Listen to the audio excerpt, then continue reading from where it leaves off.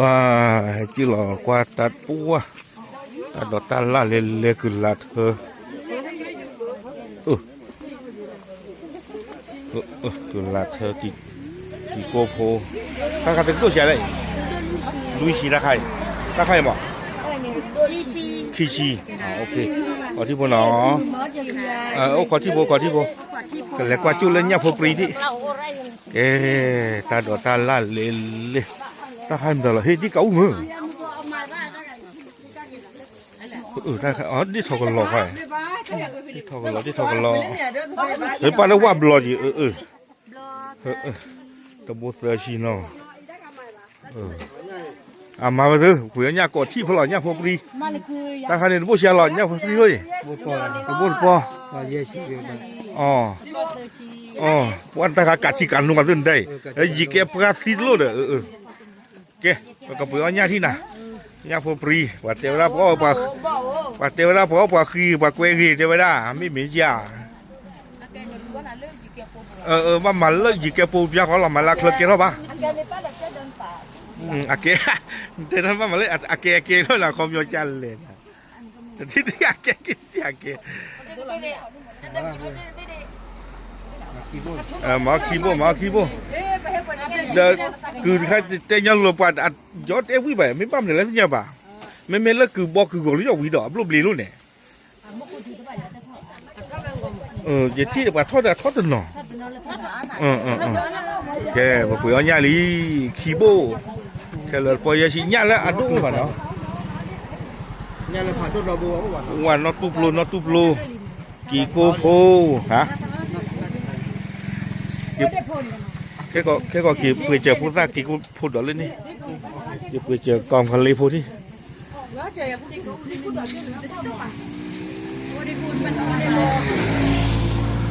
แกแต่พอเยสิถ้าทำได้รู้ดอกเลยได้รู้ดอกก็มีล้อมีแต่ว่าชื่อตัวแบบนี้เลยว่าเลยก็ปลาหลอดอารต้าเช่นนี้เนี่ยว่าจะได้ปลาคือเนาะปลาคือหรือปลาดุยว่าบ่เลยอย่างเว้ยว่าไปให้ปุ๋ยด้านปุกาจิร้อยตาต่อยไปให้ปุ๋ยด้านปุกาจิร้อยเอาไว้ทิ้งยาหมูกโลทิ้งยาหมู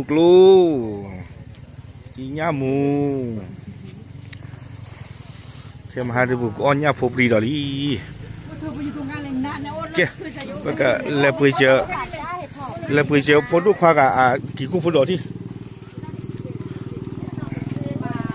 กี่กูพอโดลุยชิกาเนี่ยไปแกคืออีถ้าใครโดลุยชิกาก็มาเจอละกี่กูพอดอถึงโดลุยชิไม่อ่านเดี๋ยวถ้าใครว้าประมาณแล้วขี้กระโดดก็คือฮะ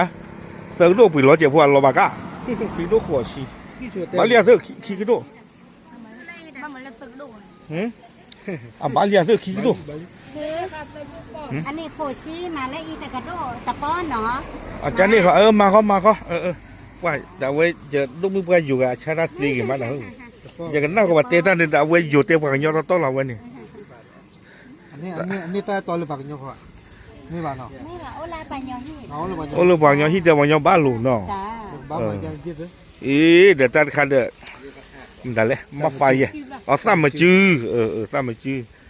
ว่าคือเลยเนี่ยตารู้ป่ะเนี่ยตาดูเอาวิ่งเพื่อนเราก็ยังทักโคตรดีเราตาดูเด้อเกี่ยวกับวิ่งหรือเปล่าแต่ไม่ซ้ำมาจื้อเหมือนกันตาใครดูด่าแต่นี่ซะแต่นี่ซะบอดี้ต่อเราเลยตาใครเปล่าคล้อไว้ได้ยังหรอหาปอพอลาแต่ก็ดูเชียร์หล่อนปอพอลาเลยตะบุกเหรอเตะรักมาตะบุกขี้แกเกี่ยวลาแล้วก็เมกชูเนาะตะบุกมันเนี่ยนะว่าถาคุกโทษเราแต่ก็ดูดอกไปเลยตะบุกเอาเหลือตะบุกมาบุกบ้าหรอว่าแต่ตากูข้างตาปีเราตาดูเตยเย่บ้านตัวเสือเชี่ยตัวกี่ที่ชีริจูแกก็รีบเลยเว้ยนี่ฮะบ้านตากูเราก็ยังมายีแล้วว่าเจี๋ยผู้แค่ก็บางสับว่าผู้ใหญ่ว่าถ้าหล่อเลี้ยงเขาไปโอเค bia ge pu pho we pho tmu pho ko pho phi bu nya ti pho to cha li pa cha ta lu wang nyo pho le le lo tu me he ba le da tu he pa tu tu me ha li ha le ba me cho no mu yu kle da tu ta bu no he u pa tu phe phe de pa cha lu wa ku pho wang nyo pho lo tu pui ra đi rồi tu a pe cho wang nyo chi lo wang nyo le le lo yu pan ga lo cái chân nhiều đó yu khi ga te na ka ma che no yu lo tu a cho bu a ya yu ko lo wa na khi min ta khi ba we ni ok thế lo tạm lư